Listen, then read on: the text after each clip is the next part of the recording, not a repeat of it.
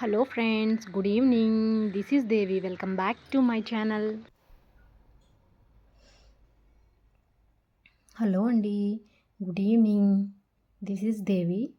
నేను ఆల్రెడీ మొక్కల్లో పోషణ అనే 7th క్లాస్ టాపిక్లో పార్ట్ 1 అండ్ పార్ట్ 2 అయితే కంప్లీట్ చేశానండి. ఇప్పుడు పార్ట్ 3 చూద్దామండి.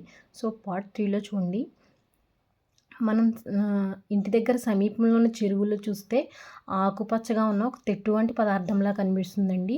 వాటినే శైవలాలు అని పిలుస్తారు. ఏమని పిలుస్తారండి? వాటినే శైవలాలు అని పిలుస్తారు. ఈ శైవలాలు అనేవి ఆకుపచ్చ రంగులో ఉండటానికి కారణం వాటిలో పత్రహరితం అనేది ఉండడం వలన.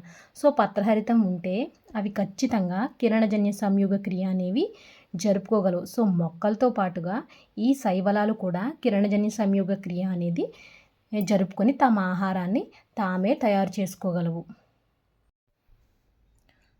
మొక్కలు అనేవి కిరణజన్య సంయోగ క్రియలో కార్బోహైడ్రేట్లే కాక ఇతర ఆహార పదార్థాలను కూడా సంశ్లేషణ చేస్తాయండి. అదేంటో చూద్దాం ఒకసారి. మొక్కలు కిరణజన్య సంయోగ క్రియ ద్వారా కార్బోహైడ్రేట్లు తయారు చేసుకుంటాయి. మొట్టమొదటిగా కిరణజన్య సంయోగ క్రియ జరిగిన తర్వాత మొక్కల్లో మొదట ఏర్పడే పదార్థం గ్లూకోజ్ అండి. ఆ గ్లూకోజ్ ఏ రూపంలో నిల్వ ఉంటుందంటే పిండి పదార్థాల రూపంలో, అంటే కార్బోహైడ్రేట్ల రూపంలో మొక్కల్లో నిల్వ ఉంటుంది. కార్బోహైడ్రేట్లు కార్బన్, హైడ్రోజన్ మరియు ఆక్సిజన్ ఈ అణువులతో తయారవుతాయి. ఏ అణువులతో తయారవుతాయండి? కార్బన్, హైడ్రోజన్ అలాగే ఆక్సిజన్. ఇవి ఆహారంలో ఇతర అంశాలైన మాంసకృతులు, క్రొవ్వులు. ఇలా ఏర్పడిన ఈ కార్బోహైడ్రేట్లు అనేవి మళ్ళీ మాంసకృతులు అలాగే కొవ్వుల తయారీలో కూడా ఉపయోగపడతాయి. కానీ మాంసకృతులు అంటే ప్రోటీన్లో ఎక్కువగా ఏ పదార్థం అనేది ఉంటుందంటే నత్రజని అనేది ఎక్కువగా ఉంటుంది. ప్రోటీన్లో నత్రజని అనేది ఎక్కువగా ఉండడానికి కారణం ఏంటి? మొక్కలు అన్ని మూలకాలలో కంటే ఎక్కువగా నత్రజనినే శోషించుకుంటాయండి. మనకి ఎక్కువగా 78%, దాదాపు ఎంతండి? 78%. నైట్రోజన్ అనేది వాతావరణంలో వాయు రూపంలో ఉంటుంది. కానీ ఈ నత్రజనిని మొక్కలు డైరెక్ట్గా శోషించుకోలేవండి. మొక్కలు తమకు అనువైన రూపాల్లో మారి శోషించుకోవటానికి వీలుగా నేలలో ఉండే కొన్ని రకాల బ్యాక్టీరియాలు అనేవి వీటిని నత్రజనిని మొక్కలకు అనువుగా మారుస్తాయండి. చూడండి, గాల్లో అధిక మొత్తంలో అంటే చాలా ఎక్కువ మొత్తంలో నత్రజని అనేది ఏ రూపంలో ఉంటుందంటే వాయు రూపంలో ఉంటుంది. ఎంత శాతం? 78% నైట్రోజన్ అనేది వాయు రూపంలో ఉంటుంది. అయితే ఈ రూపంలో ఉన్న నైట్రోజన్ అనేది మొక్కలు శోషించుకోలేవు. మొక్కలు వాటికి కావాల్సిన రూపంలో మార్చి శోషించుకునేందుకు వీలుగా నేలలో ఉన్న కొన్ని ఉపయోగకరమైన బ్యాక్టీరియాలు అనేవి వాటిని నత్రజనిగా మారుస్తాయి. ఇలా విడుదలైన నత్రజని మొక్కలచే అవి తీసుకొని నీటి ద్వారా శోషించబడుతుంది. దీంతో పాటుగా అదనంగా రైతులు కూడా వ్యవసాయ పనులు చేసేటప్పుడు కొద్దిగా ఎరువులను అవి కలుపుతూ ఉంటారు కదండి.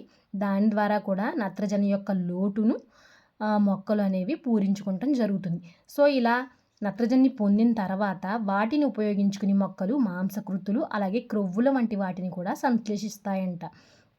నెక్స్ట్ చూడండి, మొక్కల్లో ఇతర పోషణ విధానాలు. పత్రహరితం లేని మొక్కలు కొన్ని ఉంటాయి. అన్ని మొక్కల్లోనూ కూడా పత్రహరితం ఉండదండి. కొన్ని మొక్కల్లో పత్రహరితం లేని మొక్కలు కూడా ఉంటాయి. పత్రహరితం లేదు అంటే అవి ఆహారాన్ని తయారు చేసుకోలేవు. అటువంటి మొక్కలు ఏం చేస్తాయి? ఇతర జంతువుల వలె మొక్కలు ఉత్పత్తి చేసే ఆహారం పైనే ఆధారపడతాయి. ఈ విధానాన్ని ఏమని పిలుస్తారు? పరపోషణ విధానం అని పిలుస్తారు. మనం ఆల్రెడీ చెప్పుకున్నాం కదండి, మొక్కలు స్వయం పోషణ విధానానికి ఎగ్జాంపుల్, అలాగే పరపోషణ విధానానికి వచ్చేసి జంతువులు అవన్నీ అనేసి. ఈ పరపోషణ విధానానికి ఎగ్జాంపుల్గా మనకి, అలాగే పత్రహరితం లేని మొక్కకు ఎగ్జాంపుల్గా మనం కస్క్యుటా, దీన్నే ఏమని పిలుస్తారంటే సాధారణంగా బంగారు తీగ అని పిలుస్తారండి. దీంట్లో ఏంటంటే పత్రహరితం అనేది ఉండదు. ఇది ఏం చేస్తుంది? ఇది ఏ మొక్కపై అయితే ఎగబ్రాగుతుందో ఆ మొక్క నుండి తయారు చేయబడిన ఆహారాన్ని గ్రహిస్తుంది. ఇది ఏ మొక్కపై అయితే ఎగబ్రాగుతుందో ఆ మొక్కపై తయారు చేయబడిన ఆహారాన్ని గ్రహిస్తుంది. ఇది ఏ మొక్కపై పెరుగుతుందో దాన్ని ఏమని పిలుస్తారంటే అతిదేహి అని పిలుస్తారు. ఏమని పిలుస్తారు? అతిదేహి. అలాగే అతిదేహికి ఇది చాలా విలువైన పోషకాలను అందకుండా చేస్తుంది. కావున దీన్ని పరాన్నజీవి అంటారు. ఈ కస్క్యుటా అనేది దేనికి ఒక ఎగ్జాంపుల్ అంటే ఈ బంగారు తీగ అనేది, దీనికి ఇంకో పేరు డాడర్ అండి. ఇది పరాన్నజీవి మొక్కకు ఒక ఎగ్జాంపుల్. అలాగే ఈ పరాన్నజీవి మొక్క అనేది ఏ కలర్‌లో ఉంటుందంటే పసుపు రంగు గల తీగలాంటి నిర్మాణాలు చెట్టు కాండం కొమ్మల చుట్టూ ఉంటాయి. అంటే ఇది ఒక పసుపు రంగు గల తీగలాంటి నిర్మాణం చుట్టుకుంటూ ఉంటుందండి. సో ఇలాంటి మరిన్ని వీడియోస్ కోసం వెంటనే నా ఛానల్‌ని సబ్స్క్రైబ్ చేసుకోండి. ఈ వీడియో మీకు నచ్చితే please like, share and subscribe. Thank you.